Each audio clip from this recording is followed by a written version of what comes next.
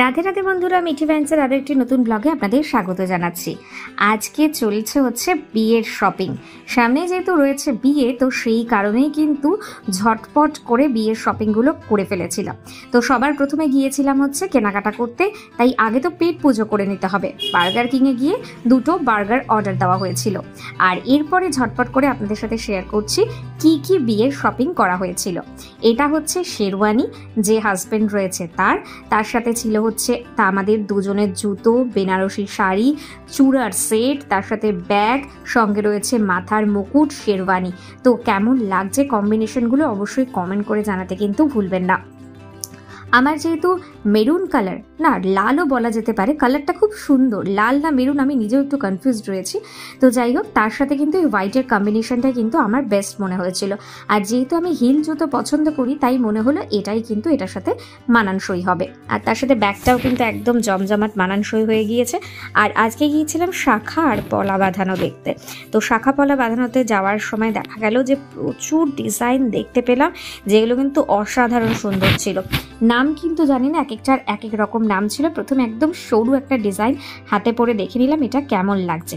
তারপরে বিভিন্ন ধরনের ডিজাইন দেখতে লাগলাম। এই ডিজাইনটাতে বললো যে অনেক সময় শাখা যদি আপনি পরেন, তো সেইখানে আপনার একটু প্রবলেম হতে পারে শাড়ি পরলে পরে, তো সেই জন্য আমি ডিজাইনটা অ্যাভয়েড করে যাই। আর এত ডিজাইন দেখে আমি তো টোটালি কনফিউজড হয়ে যাই যে কোনটা ছেড়ে কোনটা নেব। আপনাদের কোনটা পছন্দ সেটা কিন্তু অবশ্যই কমেন্ট করে জানাবেন। আর এই ডিজাইনটা কিন্তু আরও সুন্দর ছিল। তো সবগুলোই আমি একবার পরে পরে দেখছিলাম কোনটা ভালো লাগছে।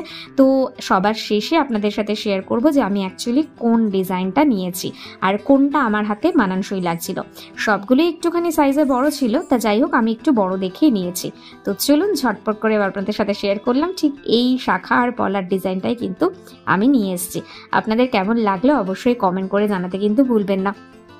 এটা একটু মোটার দিকে ছিল, সরুগুলো আমাকে খুব বেশি ভালো লাগছিল না, কারণ যেহেতু আমি একটু রোগা, তো ভাবলাম হাতটা যাতে একটু ভরা থাকে সেই জন্য এই ডিজাইনটাই নেওয়া হয়েছে।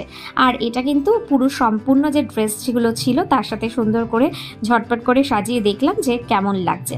তো বেনারসি শাড়ির ডিজাইনটা কিন্তু আমার সব থেকে সুন্দর লেগেছে, আর তার সাথে এটা ছিল ওড়না, আর এটা ছিল হচ্ছে রিসেপশনের লেহেঙ্গা। তার সাথে কিন্তু এই ব্লেজারটা কেনা হয়েছিল, যেটা মোটামুটি কাছাকাছি যাচ্ছে। আর এগুলো হচ্ছে বিয়ের যে রিচুয়ালস রয়েছে তার বিভিন্ন সময়ের জন্য শাড়ি। এটা মেহেন্দির জন্য শাড়ি আর কুর্তার সেট, মানে পাঞ্জাবি সেট। আর এরপরে ছিল হচ্ছে হালদির জন্য। আর এটা হচ্ছে একটি পুজো রয়েছে বিয়ের আগে, সেই পুজোর জন্য গণেশ পুজোতে যাতে পরতে পারি, এবং এটা পরে আইব্রো ভাতও খাওয়া হয়েছিল।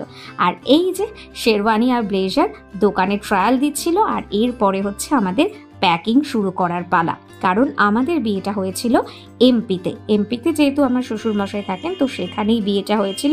তো আমরা সম্পূর্ণ কিছু খুব সুন্দর করে গুছিয়ে নিয়ে কিন্তু এমপি চলে গিয়েছিলাম। আর লাগেজ কিন্তু 4-4টে হয়েছিল, কিন্তু কি করব, যেহেতু এক জায়গা থেকে অন্য জায়গায় যেতে হচ্ছে সেই জন্য এই লাগেজগুলো তো নিতেই হবে। এবং রেগুলার শাড়ি যে পরবো, রেগুলার ব্লাউজ পরবো, সেই সম্পূর্ণ কিন্তু আলমারি থেকে বের করে সব সুন্দর করে দেখে নেওয়া হচ্ছিল। যতটা সম্ভব চেষ্টা করা হয়েছিল যে কম জিনিসপত্র নিয়ে যাওয়ার জন্য, কারণ যেহেতু ট্রাভেল করছি, আমরা দুজনেই যেহেতু ট্রাভেল করছিলাম সেই কারণে। তো সেই জন্য যতটা সম্ভব কম করে নিয়ে গেলেও কিন্তু 4-4টে লাগেজ হয়ে গিয়েছিল। সব রকমের জিনিসপত্রের জন্য কিন্তু শ্বশুর মশাই সাহায্য করেছিল যে কখন কোনটা কিনতে হবে না হবে। তো সব কিছু কিন্তু আমরা সুন্দর করে গুছিয়ে নিয়ে একদম প্যাকিং কমপ্লিট করে ফেলেছিলাম। আর অনেক কিছু নিয়ে যেতে পারিও নি যেগুলো ইচ্ছে ছিল, কারণ যেহেতু লাগেজ অনেক বেশি হয়ে যাচ্ছিল। তো এইগুলো যখন আমরা গোছাচ্ছিলাম রীতিমতো পাগলের মতো অবস্থা হয়ে গিয়েছিল। আর এই হচ্ছে আমার গাছ কৌটো, যেটা আমার খুব পছন্দের। আর একজন এই সুন্দর করে গোছাতে গোছাতে হঠাৎ একটা স্টিকার পেয়ে নিজের মাথাতেই আটকে নিল। তো যাই হোক, এরকম মজা করে বেশ আমাদের কাজকর্ম গোছানো হচ্ছিল। তো বিয়ের যে পরবর্তী ব্লগ রয়েছে, রিচুয়ালস রয়েছে, সেটা অল্প অল্প আপনাদের সাথে শেয়ার করব। তো আমাদের লাগেজ কিন্তু প্যাক করা একদম রেডি হয়ে গিয়েছে, আমরা যাওয়ার জন্য একদম প্রস্তুত। যাই হোক, ব্লগগুলো কেমন লাগছে অবশ্যই কমেন্ট করে জানাতে কিন্তু ভুলবেন না। আর আমাদের কাছে এই ট্যুরটা যে শুরু হয়েছিল সেটা কিন্তু ভীষণ ভীষণ মজাদার ছিল।